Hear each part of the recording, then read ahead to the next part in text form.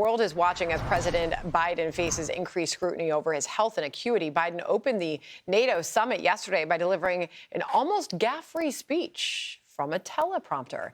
He did, however, appear to read a stage direction on it. Ask a little military come forward.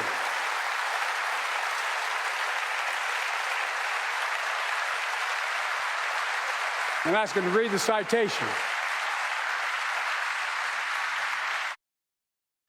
All right, well, there are still 2 more days of this crucial summit. Biden is scheduled to meet tomorrow with Ukrainian President Zelensky after pledging new air defense support for the country.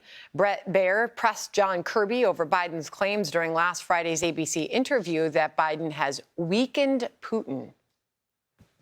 Does he really think that he shut Vladimir Putin down?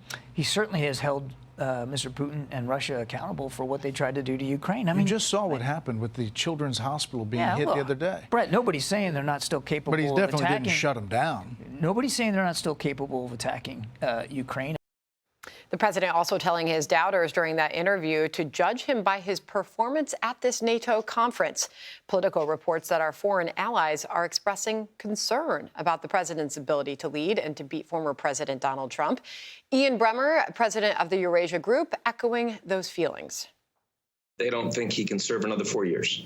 And I will say that is true of every leader that I have met with that's attending the NATO summit. It's not that they don't like him. In fact, they're deeply concerned. NATO allies, more than other countries around the world, very concerned about what it would mean if Trump were to become president, given his stated policies on Russia, Ukraine, and on NATO, and on the European Union. So, I mean, it's not like they're saying, we don't like Biden, we want him to go. They just don't think he's up to it. They increasingly think he's going to lose.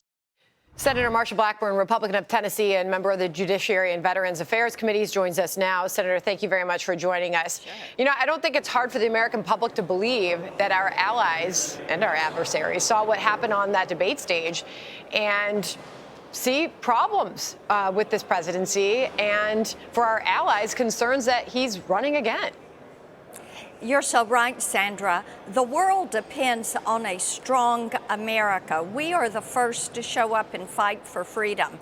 And when they see weakness, when they see a lack of resolve, when they see appeasement, and when they see a confused president, I think it does cause concern, and rightfully so, because they want to know if they're our ally, that they can count on us. If they are our adversary, they need to be fearing us. Senator, are you getting the sense that there's more chatter in Washington than we are seeing let out publicly on the part of Democrats and their concerns about his reelection? Oh, yes, indeed. There is so much chatter around this and who the ticket is actually going to end up being. And, of course, we will leave it to the Democrats to sort out their mess. I just talked to a Democrat colleague who said, hey, I guess we found a way to get Donald Trump off the front page. So this is what you are hearing, and Democrats are being more outspoken. But here's the thing, Sandra. Whomever it is, they are going to be running on the Biden-Harris policies. What have those policies done? They've made the world a more dangerous place. You've seen elevated crime in communities. The border is wide open. Inflation, the real inflation number, is at 20%. People can't fill up the grocery cart and the gas tank in the same week because of the struggles with the economy. Those struggles are certainly real and still there, Senator. Meantime, some Republicans are calling to invoke the 25th Amendment that would allow for the vice president and a majority of the cabinet to declare a president unfit for office. That section of the amendment has never been invoked. A House hearing getting tense yesterday when New York Republican Congressman Mike Lawler grilled Treasury Secretary Janet Yellen about Biden's competency. Listen here. Are you testifying that you have not seen any mental or cognitive decline? Mr. Chairman, point of inquiry. She's not a physician. It's not a medical question. It's her interpretation as a member of the cabinet. I'm just asking what your testimony is. Mr. Chairman, I move to have those words taken down. She is not a physician. Have there been any discussions among cabinet secretaries about invoking the 25th Amendment? No. New York Post op-ed with this headline: Biden's cowardly cabinet is a national disgrace, shirking its duty to remove him.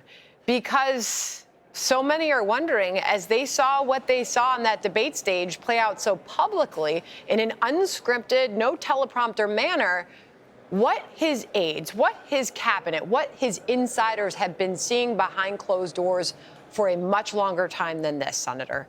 Your thoughts? Yes, and what the debate confirmed to the American people was that they had been gaslighted by the White House and by Biden's inner circle, with people constantly saying he's fit, he is working hard, he's energetic, he's on top of everything.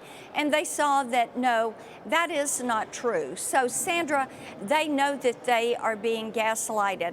I think for the American people, I talk to Tennesseans every single day who say, we're worried about the next few months and what he might do because of what they have witnessed firsthand and his lack of ability to give a speech or give response unless he is using that teleprompter. Senator, always good to have you on. Thanks for joining us. It's good to be with you. Thank you so much. All right. I'm Steve Doocy. I'm Brian Kilmeade. And I'm Ainsley Earhart. And click here to subscribe to the Fox News YouTube page to catch our hottest interviews and most compelling analysis.